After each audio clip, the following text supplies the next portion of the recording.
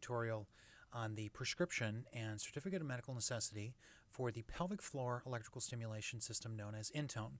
So in front of me I have the fillable PDF file that our group has most likely sent to you.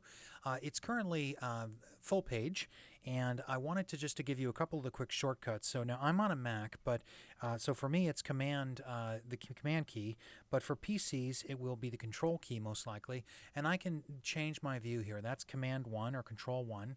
This is this is command 2 or control 1. You can see I can zoom in on the file, and if I want to see the whole file I can do command or control 0. So a couple of quick viewpoints there. Now, you'll note here that there's two fax numbers. You can complete the script, print it out on your printer, fax it in. There's also a backup line here, which will be an analog line.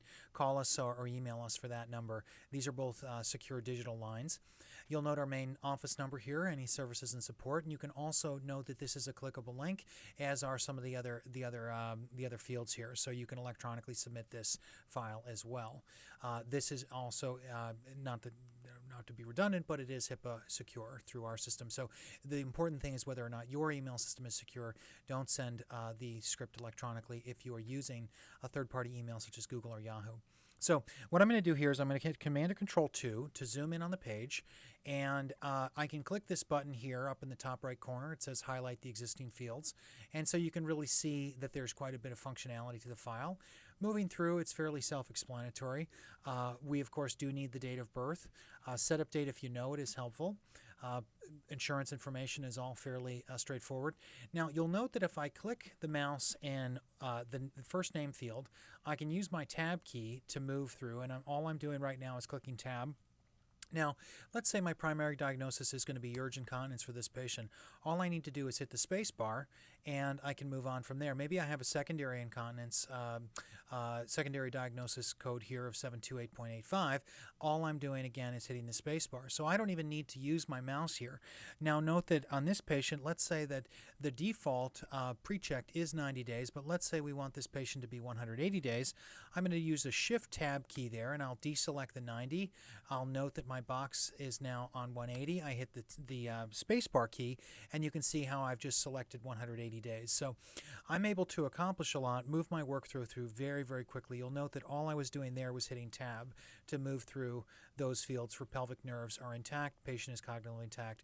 Now, these are qualification criteria that are true for most major carriers, if not all. So if a patient doesn't meet these criteria, give us a call and let's make sure that it's the right fit.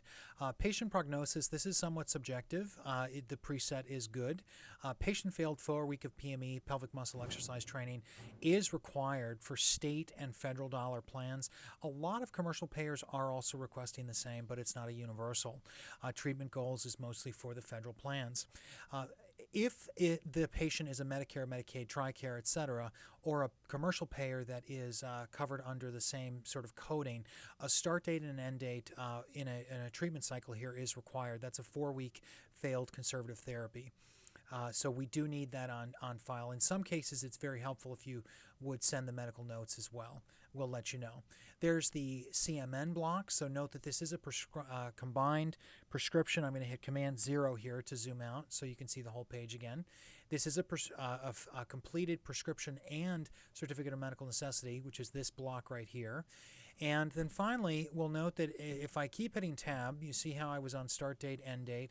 Now I'm on provider facility name, and all I need to do is hit tab a couple more times here, and you note that I can tab through and provide my facility information.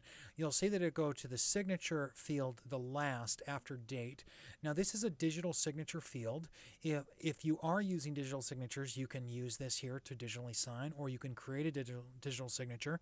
A very, very nice thing today, and that is a legally binding signature that is qualifiable for medical services. If you don't have a digital signature, you would complete the file, print out the form, stamp it, sign it, etc., and either then scan it, fax it, email it, etc., however you'd like to get it to us. You can fill this section out if you have 3 or 4 providers that are going to be focused on urinary incontinence work. Fill this out, save it as a template. And I'll encourage you to do the same thing again here. If your facility has basic stable information, consider filling in your information as, Women's Health Associates, etc. Put in your basic information and then save that file as your new script template. And you'll just resave it under different name. Now, a couple of things here. This is an instructional video. This is obviously the link to how you got to this video, but you'll note that that video will launch in a separate window if you're looking at the PDF file. It'll launch in the same window if you're filling the PDF out on Chrome or Firefox or Explorer. So make note of that. There's no way for us to open a separate window in those programs, so make sure you save your work first. The clear button will reset the form to its default state. You see these are all the defaults that we have. Print will print it to your default printer. It may take just a minute to load there, and there's my default printer. Obviously, what I complete will print. And then submit asks me to select an email application here, either a desktop email or an internet email service, and I can then remit this form electronically. I would again encourage you to make sure that your email system is secure, but it is configured so that you can electronically submit. Now let's say that I've completed this form with Jane Smith's information. I would then simply save this form as by going up to the File menu and doing a Save As PDF or Save As here, and I can call that whatever I'd like, and I can then attach that file to my EMR or print it out for my records. So hopefully this will help you in your workflow, and call us at the number on the screen if you have any questions, and all the best. We look forward to working with you and your patients.